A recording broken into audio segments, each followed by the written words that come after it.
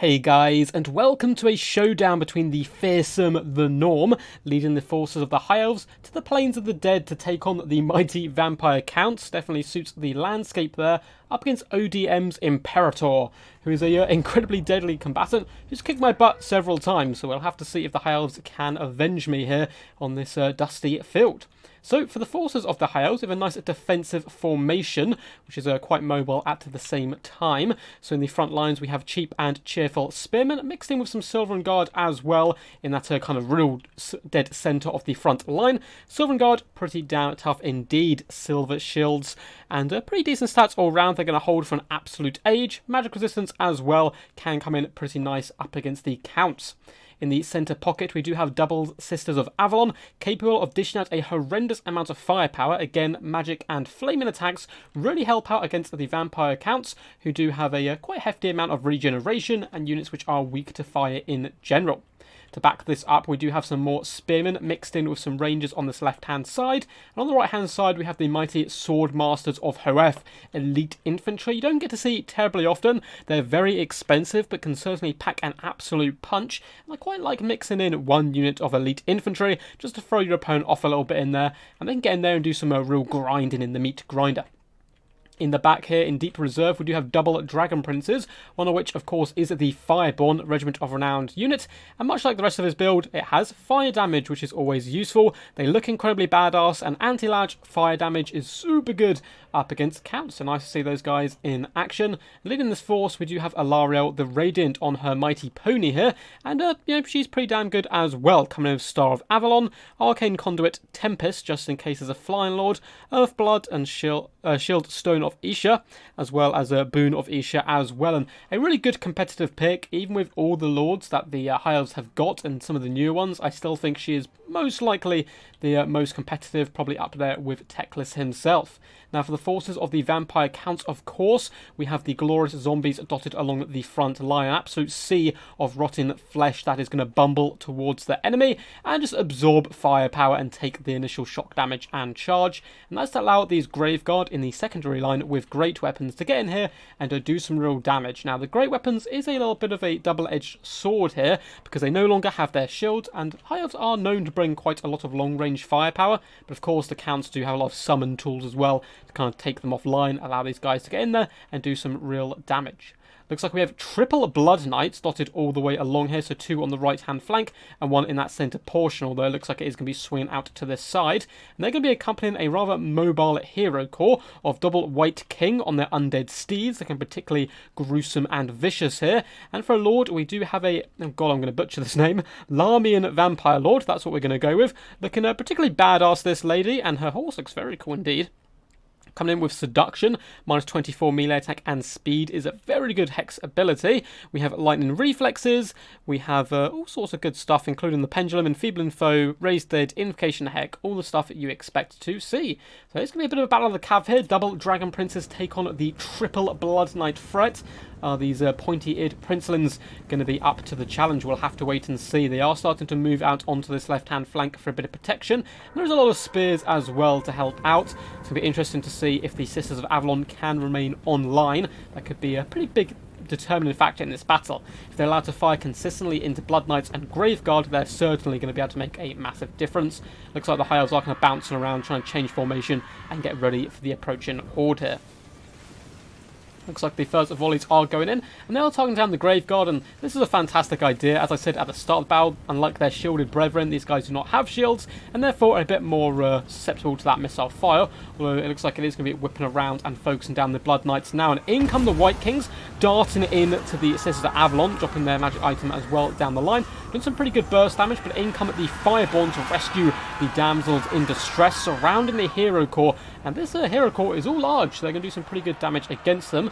Dragon Princes also put their lives on the line, blocking in another unit of Blood Knights, in which the Sisters of Avalon are focused firing down, doing some massive damage, turning the tide of that engagement there. We also have Spearmen dotted around, holding the line, and Rangers as well. Have actually pinned in some Blood Knights, which is an initial good charge by the Blood Knights, but in comes Spearmen in the rear now to pin them in. You can see these horses are completely surrounded, not where they want to be at all. A big fat healing blob does go down with Star of Avalon, keeping the Fireborn nice and topped up. doing some pretty awesome damage, although more Blood Knights have entered the fray. SwordMasters, however, quite comfortably cleaning up zombies as to be expected. They should be able to go toe-to-toe with the Grave Guard, even with the saturation of the zombies. I'm expecting that these SwordMasters to cleave a bloody path through. Silver Guard doing fantastic in the front lines as always, holding the line. A lovely skeleton warrior summon has gone down in the back line though, putting pressure on the Sisters of Avalon, who have been hit by seduction, and they should be forced away from the field. Fireborn desperately holding the lines in a big old messy engagement as the Blood Knights are taking huge pressure here. Sisters of Avalon somehow still firing and keeping up a pretty consistent damage output as the Blood Knights really starting to suffer now, being a little bit stuck in combat. They need to pull out and try to get to relative safety before they can indeed be healed up. As there is more Dragon Princes as well lurking on the wings surrounding one unit of Blood Knights who has got an invocation in the heck to keep them a little bit more topped up. Sisters of Avalon are now running for the hills, and it looks like Alariel has desperately got back here to try and support, as the other unit as well is starting to be shut down by that Skeleton Warrior summon, and the Lords and Heroes bouncing around the battlefield. In the main battle line, you can see the Swordmasters making short and bloody work of it over on this flank, up to 136 kills, cleaving apart these Grave Guard with deadly efficiency, doing some really glorious stuff there all along the front line. As you can see, Silver Guard as well continuing to hold back the hordes of undead, which is pretty impressive stuff. Blood Knights have been healed up relatively successfully here, and I do wonder if it's a better idea if they rear charge into these Spearmen and Swordmasters, try to break the line and allow the hordes to kind of pour into this back pocket. We can see some zombies being used to shut down Sisters of Avalon, but in come the Fireborn to rescue them once more, and that's still 36 Sisters. That's some pretty huge damage output all round that they can indeed do. Looks like the Fireborn, I consider leaving them, but they are going to be coming in now using the Sisters as an anvil, and the Fireborn are indeed going to be the hammer coming charging in here, lances down, and yeah, those zombies are going to crumble very, very quickly here. In the main fight, Sisters have once again managed to rally here and pull back behind the relative safety of the Spearmen, who have managed to pin in some of these characters with the help of some Dragon Princes. Sisters going to be moving to the open plain here in the centre and try to do some more consistent damage to the Blood Knights. All three units are still roaming, although they're incredibly low on model count, bar the one unit. And everywhere else, the High Elves seem to be doing a pretty decent job. Sisters unleashing a few more salvos into these guys, although it looks like we do have some magic resistance popped on them, which is going to help out up against these Sisters, although they are going to dart in now, and yeah, these poor Sisters of Avalon are about to get run over once more, certainly not being the best day for them. Dragon Princes continuing to pin in all of these characters who are doing some pretty decent work and damage output, but at the same time they're being kept in the same location. A lovely overcast invocation that could heal up so many units here in one go. Swordmasters did manage to cleave up both of those units, up to 180 kills are now going to be returning, and if they can sit on top of the Blood Knights, that massive AP will allow them to carve them up quite nicely. There is a ton of Spearmen alive as well, though it looks like the Silver Guard have kind of paid the punishment. Enfeebling Foe is popped on the Fireborn here, allowing the Blood Knights to overrun them, although the Sisters who were rescued are going to be able to get in here and do a little bit of damage back as well, and some big burst damage at that as well. Blood Knights up to double chevron and 65 kills, but slowly losing model after model, but it looks like they are going to be able to finish off the Sisters and drive off the Fireborn, which is some fantastic value from them.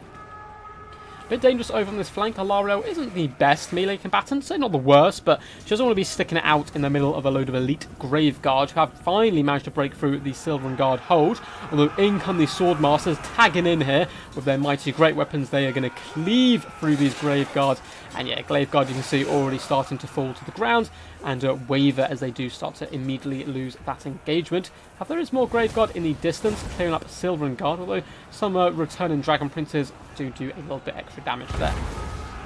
Spearman desperately holding the line, although a lovely item, I'm trying to remember what that's called. Let's have a little look by the White King here. There you go, Scabath Scaff there, which is basically that breath attack there. Probably butchered the name, but well, comes down the line. Very good, of course, against tightly packed formations, as all kind of tier breath attacks are. And yeah, really kind of turned up on those Spearmen there, destroying them quite badly, which should allow the Hero Core to overrun these Spearmen. Although it looks like the Fireborn not quite done yet. Going to be diving in onto the Grave God, bouncing between combats using really good micro there, falling back away from the Blood Knights to the help of the Silvern Guard. Really nice micro there from the High Elves all round. It looks like we are going to be getting a fat Earthblood as well to help restore the health. Now, looks like the Dragon Princes there were killed to a man, and there's none left on the battlefield at all. It's pretty much what you see is what you get. Swordmasters are starting to pull in here, and we do have a ton of spearmen still left standing. And if the Graveguard go down here, as well as the Blood Knights, the Hero Corps I don't think we'll be able to carry, although we do have a nice summon of zombies. Going to get a good rear attack on these spearmen perhaps. Swordmasters going strong though. They just did take a rather meaty charge, up to 245 kills, gaining the chevron. Very impressive stuff. And every time that these knights do charge in, they lose a few models. Alaro is here as well, dropping another Earthblood, going to be keeping those Swordmasters nice and topped up. Still 27 models. There's a lot of great swords doing a lot of great damage. And we even have a Star of Avalon as well. It's really going to keep those guys nice and high. As the Blood Knights do get poked down, as Alaro comes in as well, gets a nice little rear attack. The Larmian Vampire Lord, or Lord Dress here I suppose, is trying her best to hunt her down, popping seduction, enfeebling foe and all that good stuff, but Blood Knights incredibly low at this point. And was that sister fight? It was indeed. The Sisters of Avalon returned to the field once more. Just 15 models, but doing nice long range damage. As the Blood Knights do roll out onto this flank, desperately trying to close the distance, but every single shot seems to be finding its mark here and cutting down some of these Blood Knights. It looks like the Sisters desperately trying to fall back behind a wall of spears here, and the Spearmen, they don't care about bracing. They're going to charge in gloriously instead to the Blood Knights getting all hyped up, but it is going to drive them back. And as you can see, arrows pouring in, and mighty knights do fall from undead steeds. Looks like they're actually trying to chase Alaro down at the moment. Zombies are holding back a huge portion of the high health build. Really nice play here by the Vampire Count's player, realising he's not bound to destroy this blob. He needs to get his fast movers and get them to hunt down Alaro and the Sisters if he wants any chance of winning. And it looks like the Sisters will finally be vanquished by that pesky White King over on that flank. However, the big blob does have its advantages, and that is in the form of an Earthblood here, catching all of these units, really going to help keep them topped up. Swordmasters are just cleaving their way through this build. Blood Knights desperately come in for a charge, trying to do some decent damage, but looks like they are just about spent as well.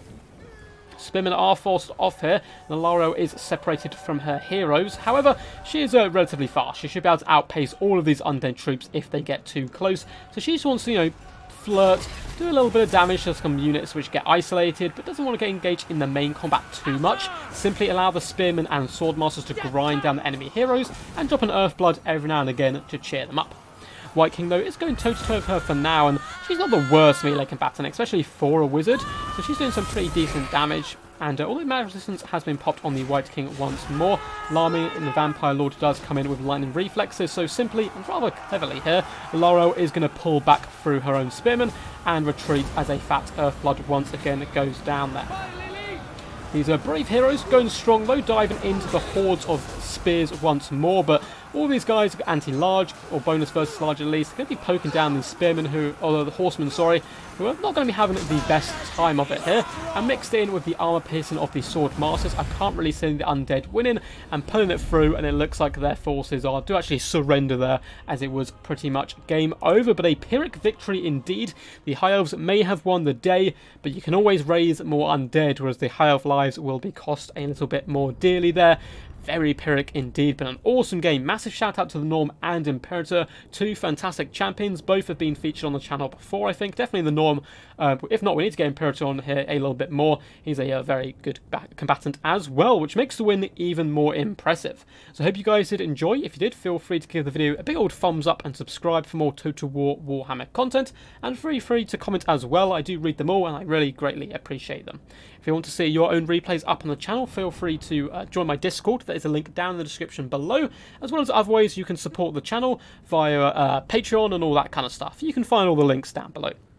Anyway, now for the builds. I love a triple Blood Knight build. It is so hardcore and bad to the bones, and they did a ton of good work despite the amount of focus fire that was placed on them. We can see we've gained a few chevrons, and 108 kills by that last unit of Blood Knights really helped carry the day and try their best to claw their way back into the game, but alas, it wasn't to be. And this was meant to be a game between the Dragon Princes and the Blood Knights, but there was one unit who had other ideas, and that was the Swordmasters of Hoeth.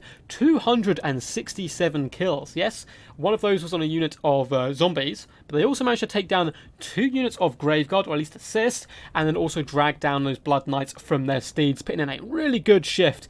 And all round, it was a good defensive display by the Norm, somehow keeping his Sisters of Avalon online, despite the fact they were shut down so many times. They kept returning, he kept protecting them, and that 25 and 46 kills was normally on elite troops like Graveguard and Blood Knights, really helped swing the engagement in the favour of the Norm. Until next time, guys, peace, and as always, stay awesome.